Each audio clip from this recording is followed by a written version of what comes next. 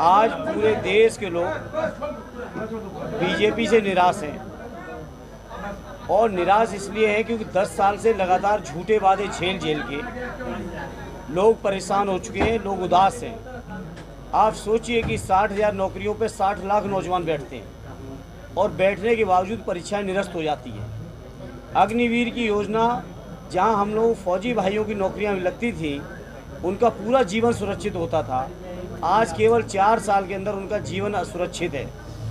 उनके अंदर वो जो मनोबल होना चाहिए, जो एक सिक्योरिटी फीलिंग होनी चाहिए, वो आज नहीं है। हमारे सैनिकों के अंदर भी नौजवान परेशान है, किसान आज आत्महत्या कर रहे हैं, आंदोलन में उनकी हत्याएं हो रही हैं, उनके ऊपर गाड़ियां चढ़ाई जा रही हैं। इस तरह से पूरे देश के लोग, समाज का हर वर्ग परेशान है। हमारे छोटे व्यापारी इस बात से परेशान है, कुछ उंगली भर चुनिंदा उद्योगपतियों के अलावा ये सरकार किसी के हित की योजनाएं नहीं बना रही है।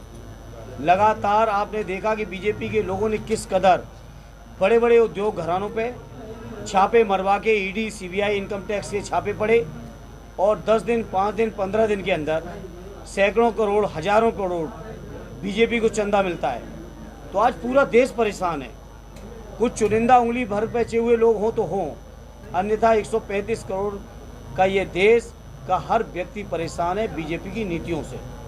इंडिया गठबंधन आज जो बना है सभी दलों को लेकर, जिसमें समाजवादी पार्टी उत्तर प्रदेश में सबसे मजबूत पार्टी के तौर पर और हमारे नेता सबसे बड़े नेता यूपी के हैं। प्रधानमंत्री और पुलिस भर्ती को मैं आपने नहीं सुना। पुलिस भर्ती में 60,000 पदों के लिए 60 लाख नौजवान बैठते हैं और उसके बाद पेपर लीक कर दिया जाता है।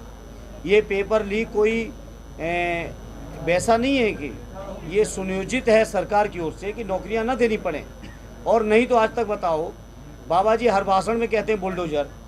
आखिर 60 लाख नौजवानों का भविष्य दांव पे लगाने वालों के ऊपर आज तक एक भी बुलडोजर चलाए क्या? और नहीं चलाए तो सरकार पूरी तरह से शामिल है इन चीज़ों। सर, युवाओं को किस तरह से आश्वस्त किया जाएगा कि अगर इंडिया गठबंधन सरकार बनती है तो उन्हें रोजगार मिलेगा ही? 100% मिलेगा और इंडिया गठबंधन ने करके दिखाया है। आरडी अखिलेश यादव जी उत्तर प्रदेश के मुख्यमंत्री थे, मुझे एहसास है 7-8 लाख नौजवानों को रोजगार देके दिखाया था। जिन नौजवानों को रोजगार नहीं दे पाए तो उनको बेरोजगारी भत्ता दिया था। हर तरह से रोजगार देने का प्रयास किया था। और आज भी जो हमारे इंडिया अलायंस का जो वादा है, 30 लाख सरकारी खाली पद, जितने भी पद हैं उन सभी पदों की भर्ती शीघ्र की जाएगी। ये तमाम मुद्दे आपके सामने घोषणा पत्र का चुनाव हो रहा है। बहुत ऐतिहासिक परिणाम आ रहा है। जिन सीटों पे हम लोग कभी अच्छा नहीं भी कर पाते थे, आज वो सीटें जीत के आ रहे हैं। तो क्या कांग्रेस गठबंधन का और जो इंडिया अलायंस हुआ उसका लाभ मिल रहा है? आज स्वाभाविक है, लाभ मिल रहा है। और कल पहले चरण के मतदान के बाद जब आप उस इलाके के लोगों से बात करोगे तो मुझे यकीन ये है कि पहले चरण से अपना आजमगढ़ आते आते तो छठा चरण होगा।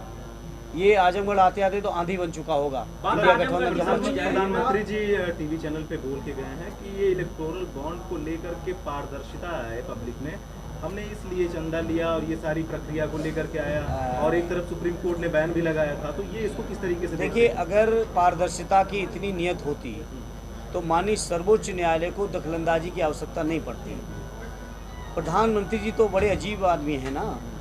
वो अगर मान लो सर्वोच्च न्यायालय के आदेश पर ये चीज़ें ओपन हुई, उसमें भी आप नहीं जानते कि हम नहीं जानते बैंकों ने कितने बहाने बनाए।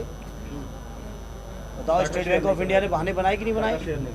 शेयर नहीं कर रहे थे। अब बताओ, वो बात सच है कि प्रधानमंत्री जी कह रहे ये बात सच है? तो आजमगढ़ की जाए सारे वोट किसी एक पार्टी को जा रहे हैं, यहाँ किस तरह से देखते हैं? ईवीएम को लेकर समाजवादी पार्टी पहले दिन से कहती रही है कि ईवीएम पे लोगों का विश्वास नहीं रहा। जिन चुनावों में हम लोग जीते, उन चुनावों को जीतने के बाद भी हम लोगों ने यही कहा कि ईवीएम को बदलना चाहिए। जिन देशों में ईवीएम बनी थी या टेक्नोलॉजी में जो देश हमसे बहुत आगे हैं, वहाँ भी बैलेट से चुनाव हो रहा है। वहाँ के लोग भी ईवीएम पर भरोसा नहीं कर रहे हैं।